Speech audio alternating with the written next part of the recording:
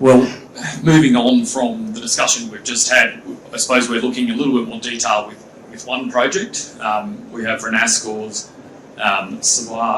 Sevior graphite project in South Australia, and David Christensen, the MD, here to discuss.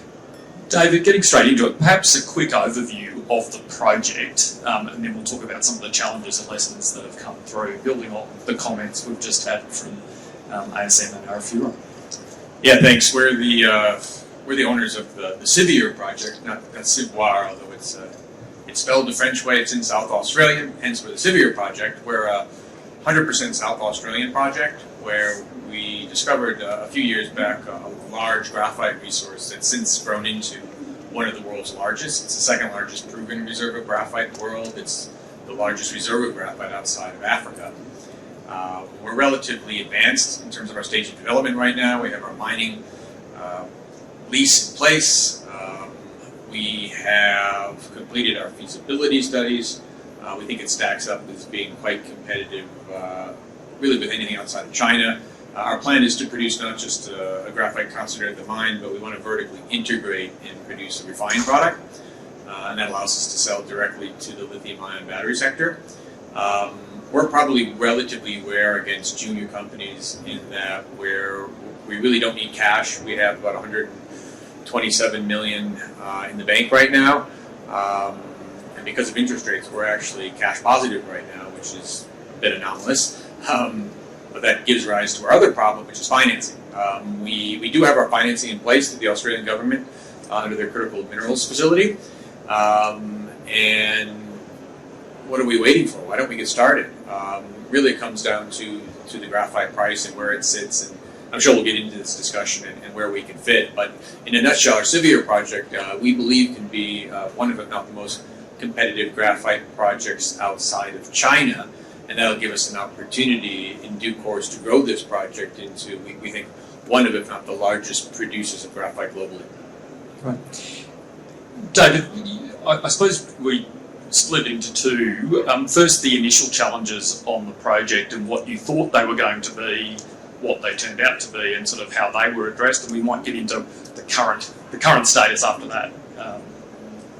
Yeah, I guess we started out as an exploration company looking to find a large-scale resource, and so you're always very concerned about drilling and proving up a resource. That never proved to be a problem. Drilling went to dream, and we proved up this reserve that is really quite massive on any scale. We thought we had an opportunity to develop what might be the largest resource in Australia, but it's really grown into one of the largest in the world. I guess the challenge, though, the early stage challenge, was to figure out who we're going to sell that product to. Graphite traditionally is used for industrial purposes, largely in steel manufacturing, and it's a market that's dominated by small-scale producers outside of small-scale steel producers outside of China who buy the material in very small quantities. So it really doesn't justify the kinds of hundreds of $million you need for a large-scale mining project. Or you can sell it to China, but the Chinese companies who buy your material tend not to be bankable. So you really have a conundrum of how you're going to get up and developed. And we developed a strategy early on where we wanted to sell to the high-growth sector, the anode sector, with EV growing, with lithium-ion batteries, and then anode growing. We were looking at compounded annual growth rates of nearly 30%, and we really wanted exposure to that market. And it's a smaller market in terms of number of participants, but it's a large enough number in terms of volume. So the real challenge has been identifying who those parties are, and it really comes down to ex-China. There's probably 2 or 3 who are currently buying the material we want to produce, and maybe about 3 or 4 companies in China that actually sell to the West, and that's our market. So that early challenge we faced, I think, was how we were going to convince them to buy our material. Market definition, and could you maybe comment on the, you've obviously got some announced MOUs with a couple of those customers, and the importance and timing of those MOUs might be useful.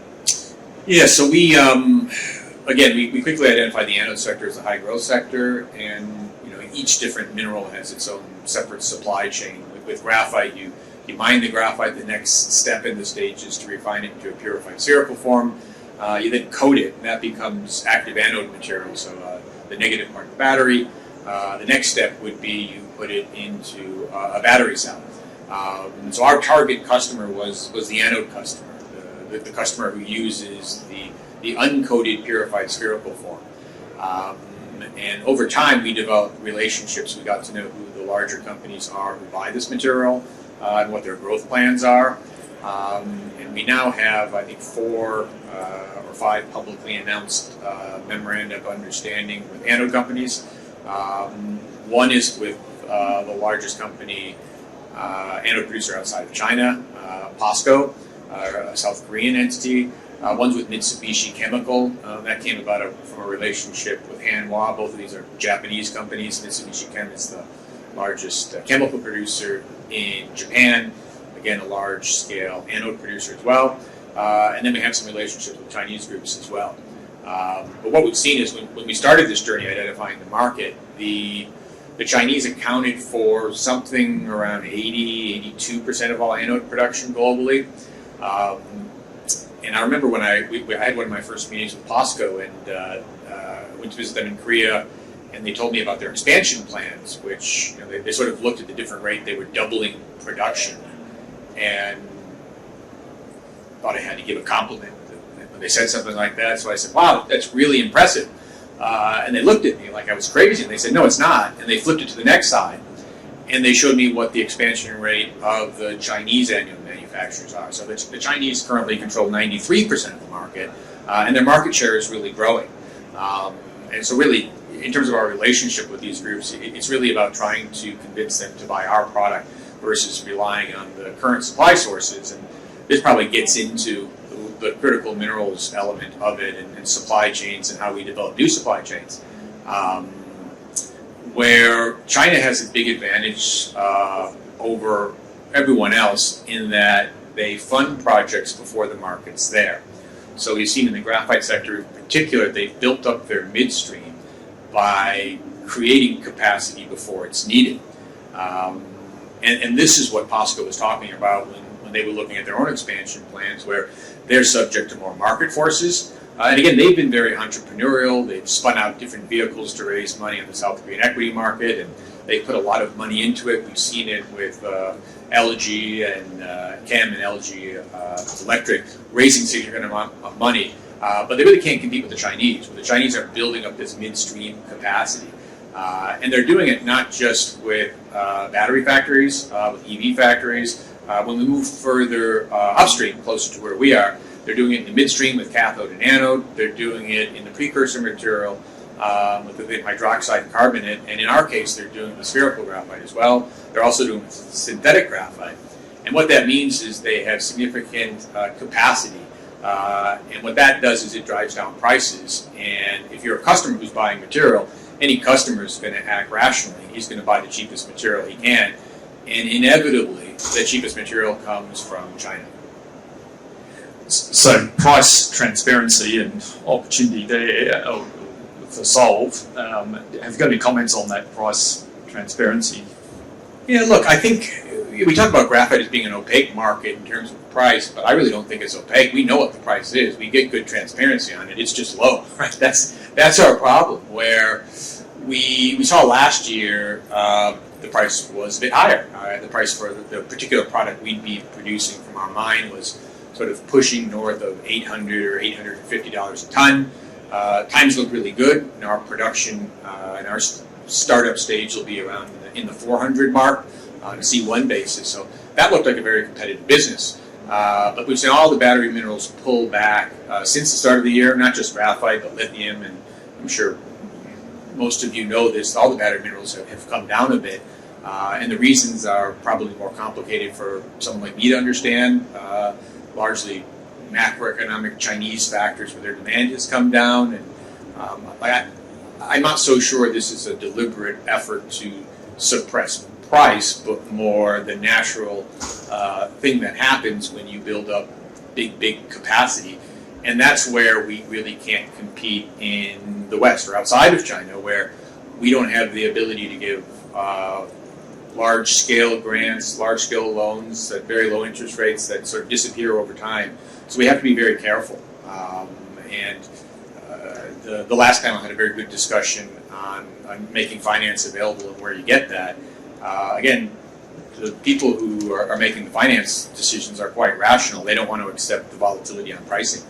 And that's why these projects aren't getting funded commercially. And so when we talk about how to fix these price issues, I guess you really need to build up the midstream, right? And this is where things like government policy in our critical minerals facility or the Inflation Reduction Act, I think have a role in creating the supply chain certainty and basically building up a customer base for companies in the critical minerals space.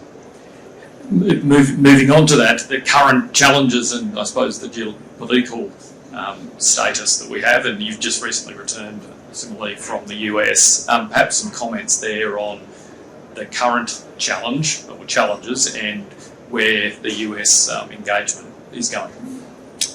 Yeah, so I think that the US, like most jurisdictions, can't lose their car industry as we make a transition from ICE to electric vehicle. And I think everyone recognizes the risk that if they don't build up their own supply chain, they're going to be faced between buying very inexpensive Chinese electric vehicles or having no electric vehicles at all. So they're trying to do something about this, and I think that's where the IRA comes in. And the IRA for us was a bit of a game changer because it forced the anode makers, again, the anode makers are our target customer, not a lot of them, maybe half dozen, who produce at scale. It convinced them to start to look into the United States. And so the market moved then from a strictly Northeast Asian to a US-oriented market. There is a slight unintended consequence, I think, of the Inflation Reduction Act, and that's that you,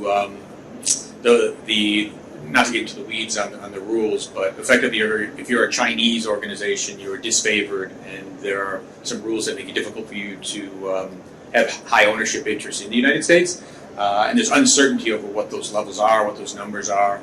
So that's kept the Chinese out of the United States. And if you crowd out the Chinese, again, in anode, 93% of the market, right? If you crowd them out, who's left? Japanese companies who treat the EV space more like a chemical company where they want to have guaranteed returns doesn't work well in growing businesses. And POSCO, who instead of deciding to come to the United States is just bringing Chinese intermediate processors into South Korea and relying on South Korea's free trade status to sell into the United States. But policy-wise, I think what the Inflation Reduction Act is it's created the incentives to create that supply chain in the United States. And I guess in the U.S. meeting with the government officials, I was really impressed with the degree of sophistication with which they looked at the market. And this isn't just the Department of Energy, the Department of Commerce. It's really everyone in the U.S. government, and that's largely because I think the EV industry is what's the word, too big to fail, right? And so they're committed to finding a way to do it, but it's going to be a trade-off probably between taking some of the short-term gain from inexpensive Chinese material and making larger scale investments to build it up. And the U.S. really has stepped up to it. The U.S. does make grants available. They have given grants to new startup companies. Like in our case, if we have a $185 million loan facility from the Australian government. If we had a grant, we'd be in construction right now. But the thing about getting loans is you have to pay them back. So that makes you more risk averse. And again, the Chinese don't seem to have that risk aversion. The U.S. has started a policy of making more funds available, and even the loan programs in the U.S. tend to be longer tenor and treasury rate loans, so they're a bit more competitive. So I think the U.S. is focused on doing what they can, and the Australian government, by doubling the critical mineral facility, is surely thinking the same thing. So these kind of policy things are starting to give maybe a leg up potentially to companies like us who want to get started in the sector.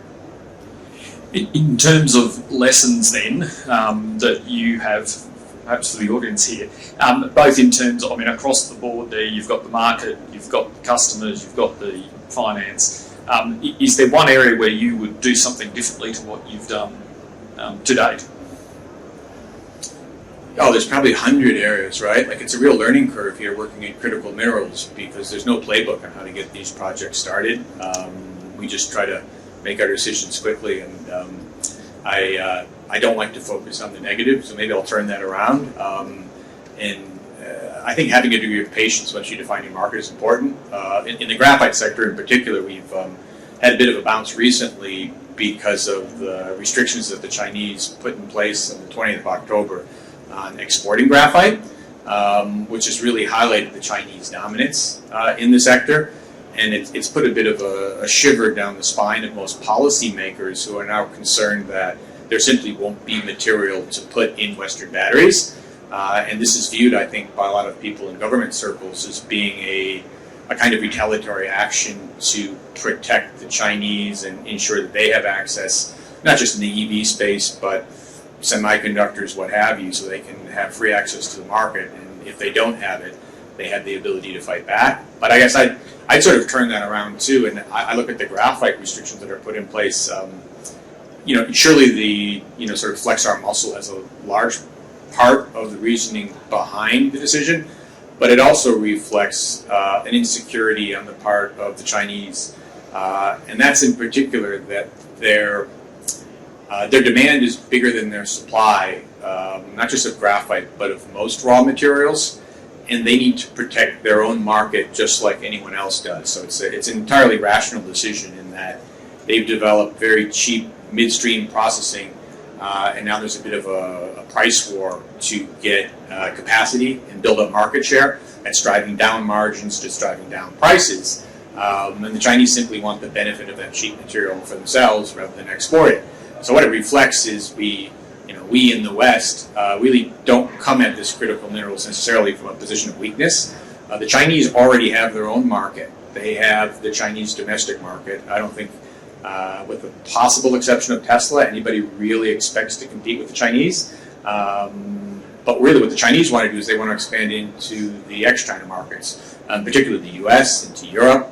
And to do that, they're going to have to find a way to compete on a price basis. And this is where we maybe have an advantage, in particular here in Australia, where we have an abundance of some of the best resources, whether it's lithium or nickel or in our case graphite. If we can produce that at a low rate, it gives us an opportunity. And it's a relatively unique opportunity where in the past we really couldn't think about value adding because we were competing against the Chinese. But because of global circumstances and the growth of these markets, we now have a relatively unique opportunity to produce not just the mine material, but we can actually become more competitive by moving downstream and create a higher value-added material.